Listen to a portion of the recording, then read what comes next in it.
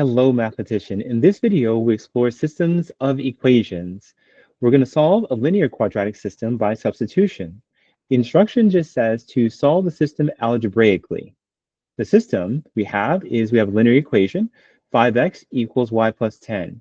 We've got a quadratic equation, x squared plus x minus 2y equals 0.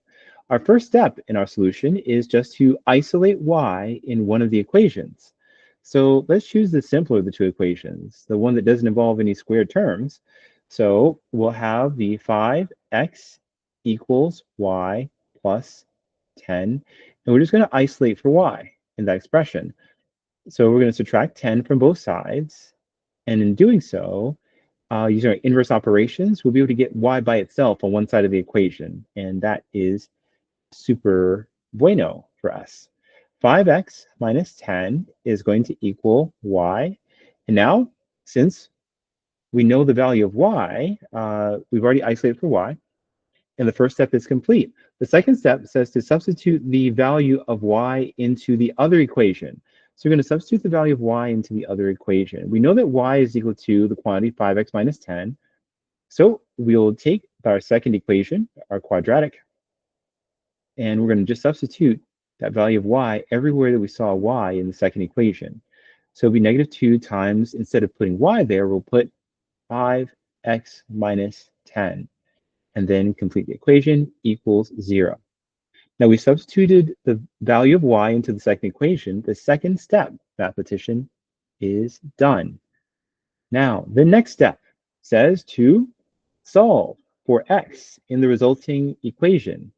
In order to solve for x, we're going to have to distribute our coefficient, our negative 2, to both terms inside the brackets. So we'll have x squared plus x minus 10x plus 20 equals 0. And with that, we've got some like terms to combine. Like terms have the same variable to the same degree. And we'll have x squared minus 9x plus 20 is equal to 0. In order to solve this equation, which is a quadratic, we're going to solve it by factoring. So we need a product that gives 20. We need a sum that gives negative 9. We're going hunting inside the factors of 20. So 1 and 20, we add them, we get 21. Subtract them, we get 19. That's not a 9, so not what we're looking for. And the next factors we can try would be 2 and 10. If we add them, we'd get 12. If we subtract them, we get 8. That's not a 9, so not the numbers that we're looking for. So I'm just trying to sketch a better 9, so we can do this. Okay, very clearly 9 there. Okay, now 3 and nothing, 20 is not divisible by 3. However, it is divisible by 4. So 4 and 5. If we add them, we get a 9. So maybe these are the numbers we're looking for. So 4 and 5. The product is positive, which means the signs have either both got to be positive or both got to be negative. In order for both these equations to be true, we'll need for both of these terms to be negative.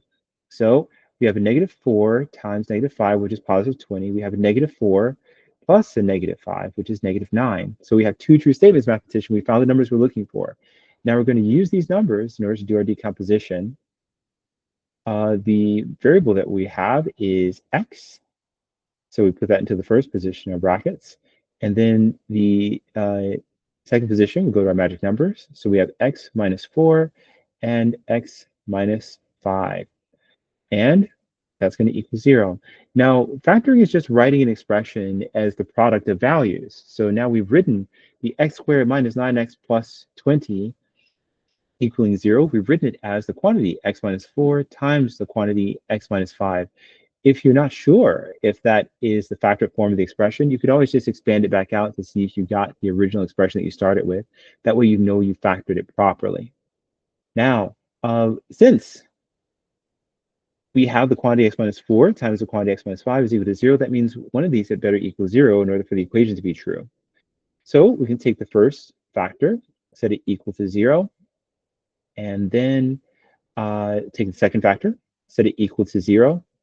And in that first equation, we are going to isolate for x by adding 4 to both sides. So we just add 4 to both sides, and we'll see that x is going to equal 4. And then the second equation, we are going to add 5 to both sides because we want to get the x by itself. So in doing so, we'll have x is equal to 5.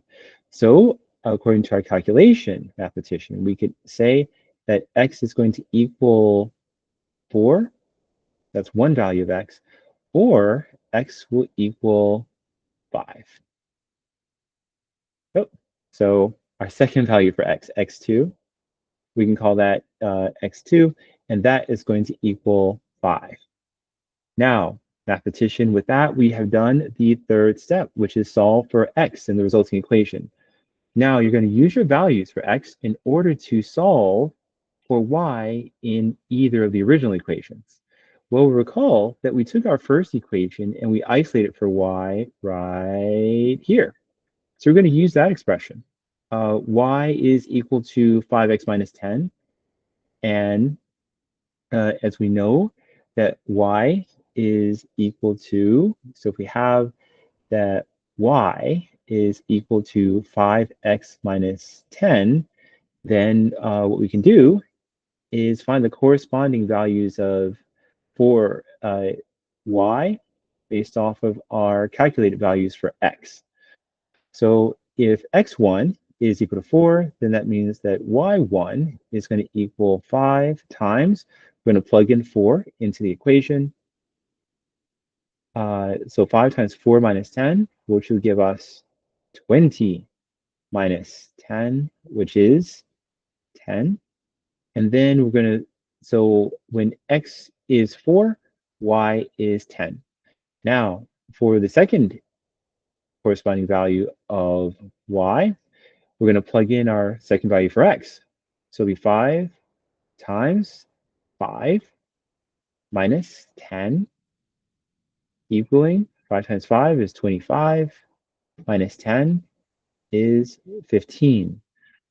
And with that, mathematician, we have done the fourth step, which is use your values for x in order to solve for y in either of the original equations. So we've done that.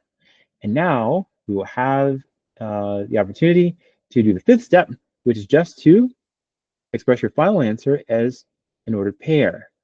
So for our first ordered pair, we'd have when x is 4, y is 10.